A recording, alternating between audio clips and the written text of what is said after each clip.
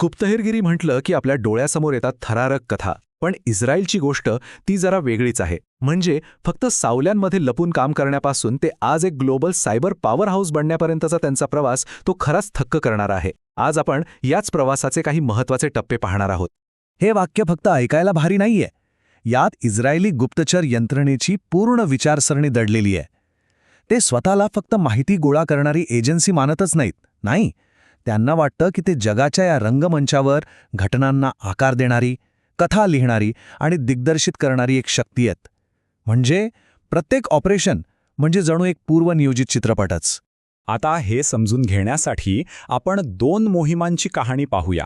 एकाच संस्थेच्या 2 मोहिमा, पण एक यशाचा आदर्श आहे तर दुसरी चुकांमधून शिकलेला एक मोठा धडा. यातून आपल्याला कळेल की गुप्तहेरगिरीच्या जगात एक छोटीशी चूकसुद्धा किती महागात पडू शकते. फरक खरंच जमीन आसमानाचा आहे. एका बाजूला आहे इमाद मुघणियाची केस, ज्याचा माग काढायला 20 वर्षांपेक्षा जास्त काळ लागला. कमालीचा संयम दाखवला गेला.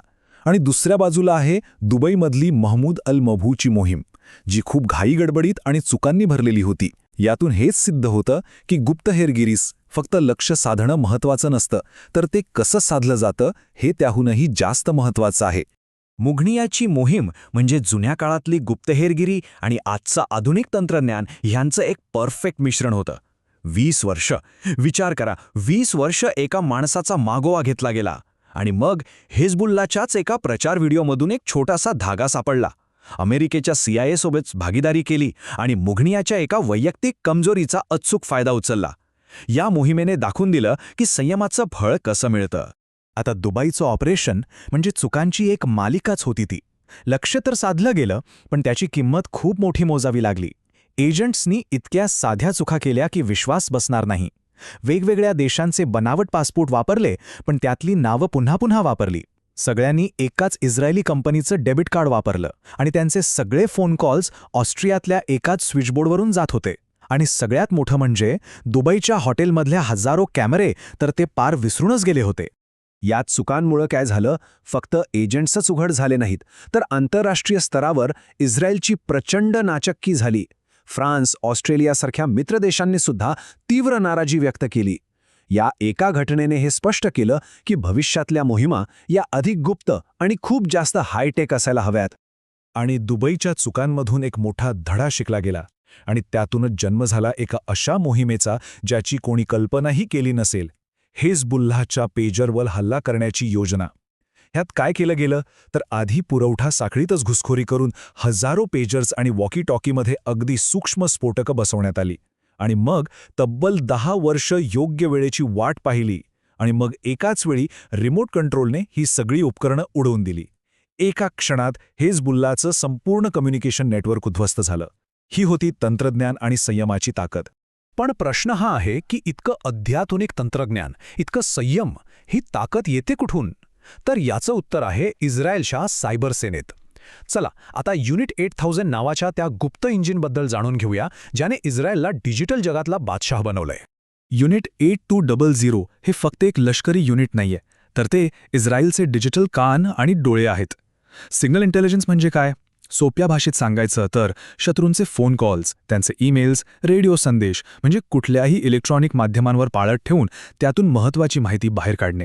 आणि आजच्या डिजिटल जगात हे युनिट इस्रायलच्या सुरक्षेचा सर्वात महत्त्वाचा आधार बनला आहे.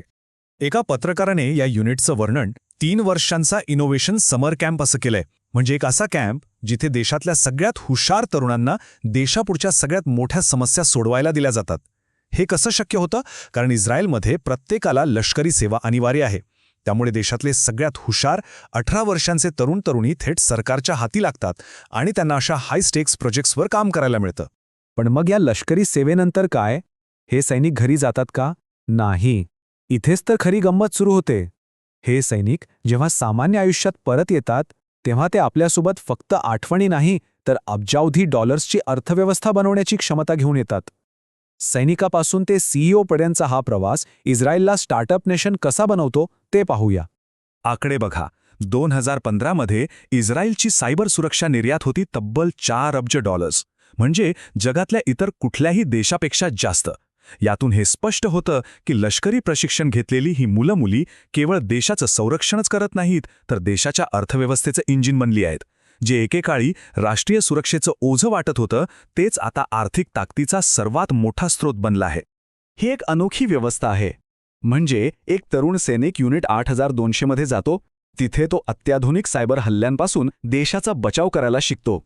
3 वर्षांनी तो बाहेर येतो आणि त्याच अनुभवाच्या जोरावर एक कंपनी सुरू करतो, जी जगातल्या मोठ्या बँकांना सायबर हल्ल्यांपासून वाचवते. लष्करी ज्ञान थेट अब्जावधी डॉलर्सच्या कंपन्यांमध्ये रूपांतरित होतं. या एका वाक्यातून तिथला सांस्कृतिक बदल किती मोठा आहे हे लक्षात येतं.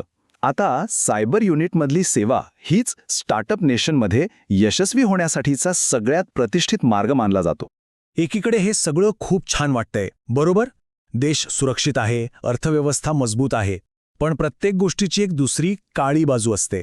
आता आपण ह्या सायबर शक्तीच्या दुसऱ्या बाजूवर नजर टाकूया, जिथे मित्र देशांसोबतचे संबंध बिघडतात आणि देशातच नैतिकतेवरून वादळ उठतं.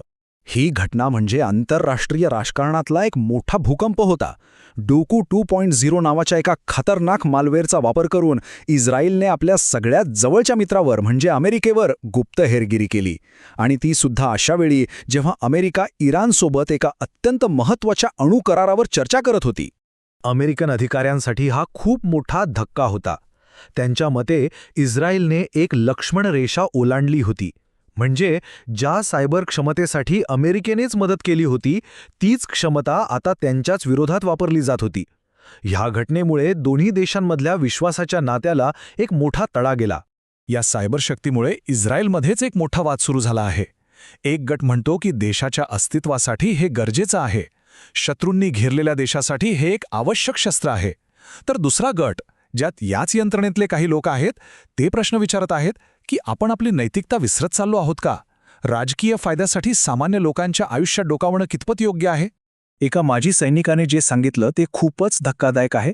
तो उघडपणे सांगतो की सामान्य नागरिकांची खाजगी माहिती गोळा केली जाते, मग ती त्यांची लैंगिक प्रवृत्ती असो, आरोग्याच्या समस्या असोत किंवा आर्थिक अडचणी. आणि मग याच माहितीचा वापर करून त्यांना ब्लॅकमेल करून माहिती काढण्यासाठी भाग पाडलं जातं.